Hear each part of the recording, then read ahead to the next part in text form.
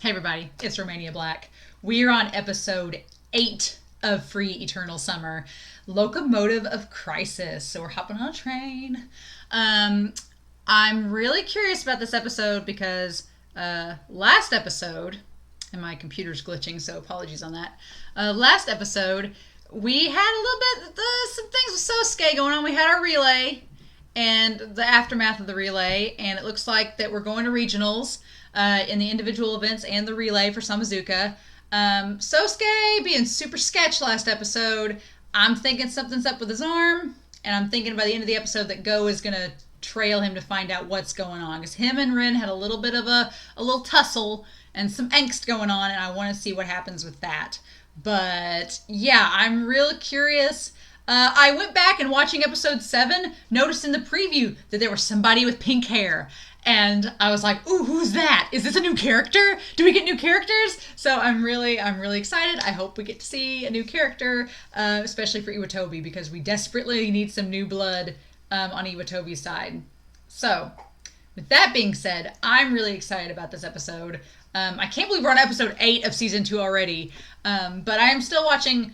We're still got this season, the Starting Days movie, Take Your Marks, and season 3. So we got lots more free, and there's going to be another free movie coming out this summer that hopefully by the time we get through all of this other free, we'll get to it as well. So I'm pretty excited to see what happens this episode. I want to find out if Go follows Sosuke, and if we get some resolution with that, and also what's up with the rest of Iwatobi and Samazuka. So thank you guys so much for watching. I hope you all are enjoying Free as much as I am. Everybody's been saying that Eternal Summer is their favorite season. I really like it. It's been really good so far. And we're not even to the big climax of the season. We're not even to regionals yet. So I'm really excited to see what happens there. But in any case, we are going to start episode 8 of Free here in 5, 4, 3, 2, 1, and here we go.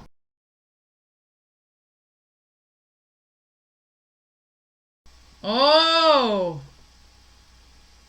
okay.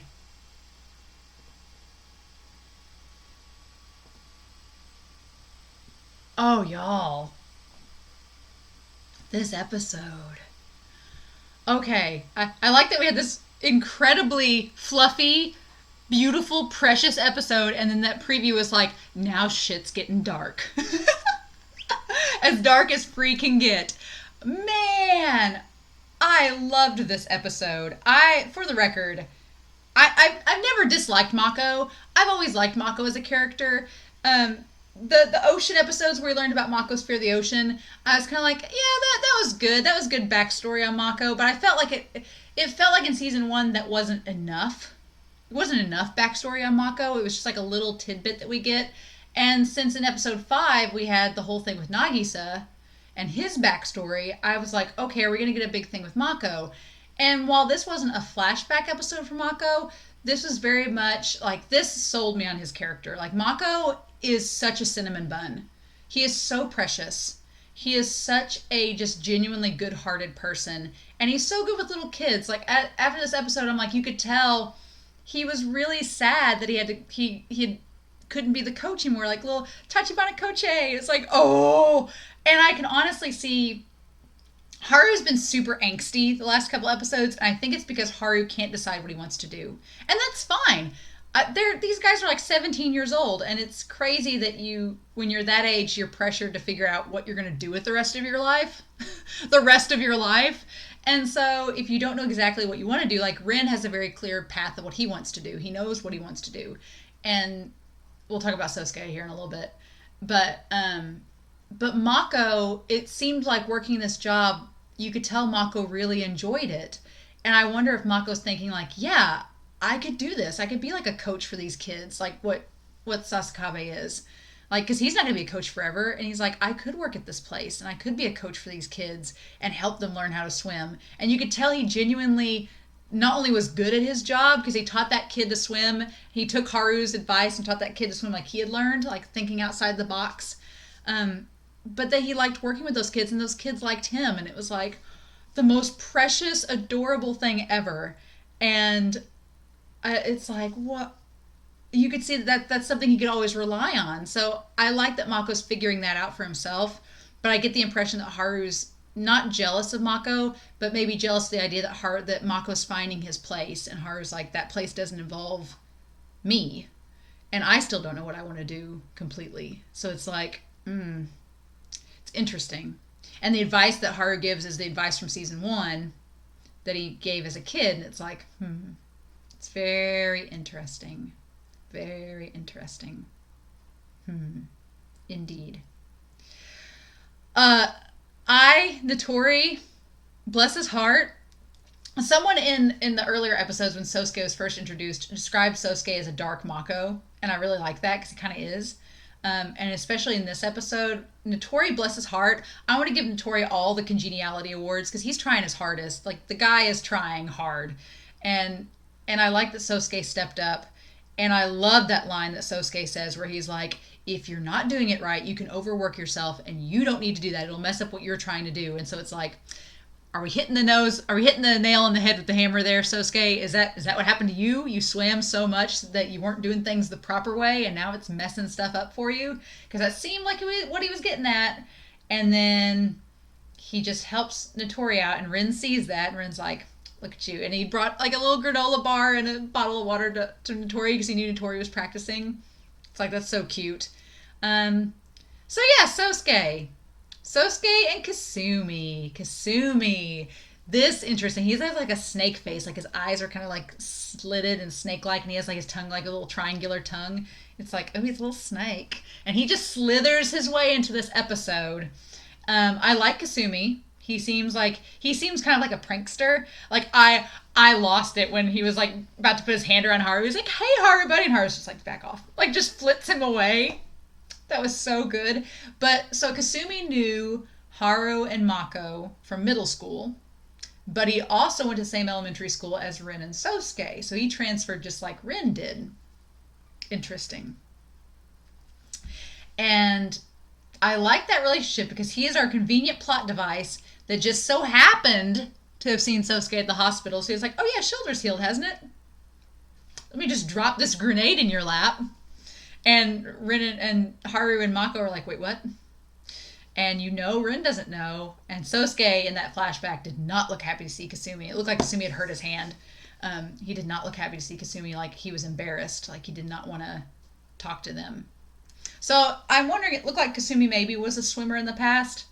Perhaps because his little brother and them had a similar... I like the little brother could connect with Mako in his past and their relationship there. But it looked like from their uniforms that maybe, because Nagisa and Rei, don't they wear green? Isn't that their year colors? And isn't red, or maybe it's opposite. Maybe Nagisa and Rei are wearing red, so maybe he's a year behind. Maybe he's a year younger than Mako and Haru, so maybe he could join the swim team. I don't know. I really got my hopes up. It was like, oh, this Kisumi guy, he could join the swim team at Iwatobi. I don't know. Interesting. But it's funny that we meet this character that has connections to both Samazuka's team and Iwatobi's as well. That's interesting. But yeah, so I'm wondering if word's going to get out now.